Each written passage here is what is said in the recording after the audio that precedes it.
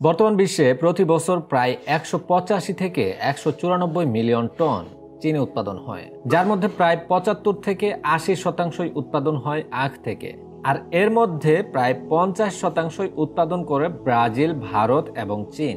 সুখচর কৃষির আজকের ভিডিওতে তাদের চিনি উৎপাদনের শুরু থেকে শেষ পর্যন্ত শেয়ার করে ভিডিওর শেষে বাংলাদেশের আখ উৎপাদন ও চিনি তৈরির সম্পর্কে সংক্ষেপে আলোচনা করা হবে।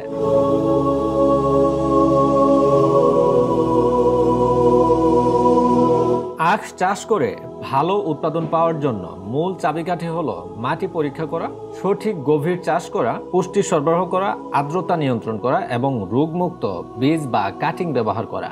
আখ চাষ করার জন্য উপযুক্ত সময় হলো ফেব্রুয়ারি থেকে মে মাস পর্যন্ত সময়টা।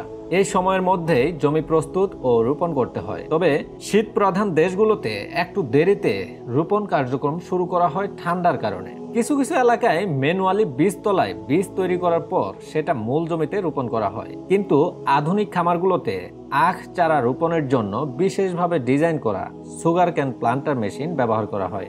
এই মেশিনগুলোর দ্বারা চারা রোপণ করা হলে প্রতি হেক্টর জমিতে প্রায় ৩০,০০০ কাটিং লাগে। এই ৩০,০০০ কাটিং রোপণ করার জন্য মাত্র ১ থেকে ২ ঘন্টা সময় লাগে। চারাগুলোর গ্রোথ ঠিক রাখার জন্য সঠিক সময়ে সঠিক পরিমাণে পানি ও পুষ্টি সরবরাহ করা হয়। পানির অপচয় কমাতে এবং ফলন ভালো করার জন্য ড্রিপ ইরিগেশন, স্প্রিংকলার বা ফ্লাড ইরিগেশনের মতো প্রযুক্তিগুলো ব্যবহার করা হয়। দিনের পর দিন সঠিক যত্ন ও পরিচর্যার এক পর্যায়ে গাছগুলো পরিপূর্ণ হয়ে ওঠে। সেই সময়ে গাছগুলোতে আগুন ধরিয়ে দেওয়া হয়।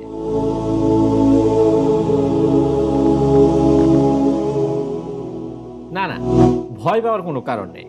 এর মাধ্যমে আখের শুকনো পাতা ও শাখাগুলো পুড়ে যায়। এর মাধ্যমে আরো বেশ কিছু উপকার পাওয়া যায়। পোকামাকড় ও কীটপতঙ্গ নিয়ন্ত্রণ করা যায়, চিনির মান উন্নয়ন হয়, কাটা সহজ ও শ্রম কম লাগে। পরবর্তী সময়ে যখন আবার জমি প্রস্তুত ও চাষবাস করা হয় সেটা সহজ হয়। কিন্তু এর মাধ্যমে যেহেতু বায়ু দূষণ ও স্বাস্থ্য ঝুঁকি সহ আরো বিভিন্ন ক্ষতিকর দিক থাকে, এই কথাটা চিন্তা করে কিছু খামার বিকল্প মেশিন যেমন ক্যান চপার, ক্যান ডলার, মেকানিক্যাল হারভেস্টর ব্যবহার করে। এই মেশিনগুলোর মাধ্যমে প্রতি হেক্টর জমির আখ কাটতে এবং মাড়াই করতে সময় লাগে মাত্র ১.৫ থেকে ৩ ঘন্টার মতো সময়। একই সময়ে হারভেস্ট করা আখগুলো ট্রাকের মাধ্যমে পাঠানো হয় ফ্যাক্টরিতে। তার কারণ আখগুলো যত দ্রুত ফ্যাক্টরিতে যাবে চিনির মান ততই ভালো হবে।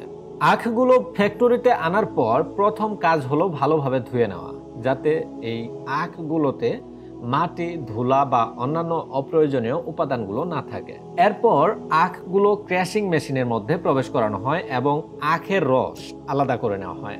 ক্র্যাশিং মেশিনের মাধ্যমে আখ থেকে প্রায় ৫০ থেকে ৬০% রস সংগ্রহ করা যায়। পরবর্তীতে আখের রসগুলো ভালোভাবে ছেঁকে নেওয়া হয় এবং সালফার ডাই অক্সাইড দিয়ে রসগুলো শোধন করে নেওয়া হয়। পরবর্তী কাজটা হলো বাষ্পীকরণের মাধ্যমে ঘনীভূত করা। এই ঘনীভূত রসগুলো সিরাপে পরিণত করা হয় প্রক্রিয়াকরণের মাধ্যমে, যেটা সাদা চিনি তৈরির মূল ভিত্তি হিসেবে কাজ করে।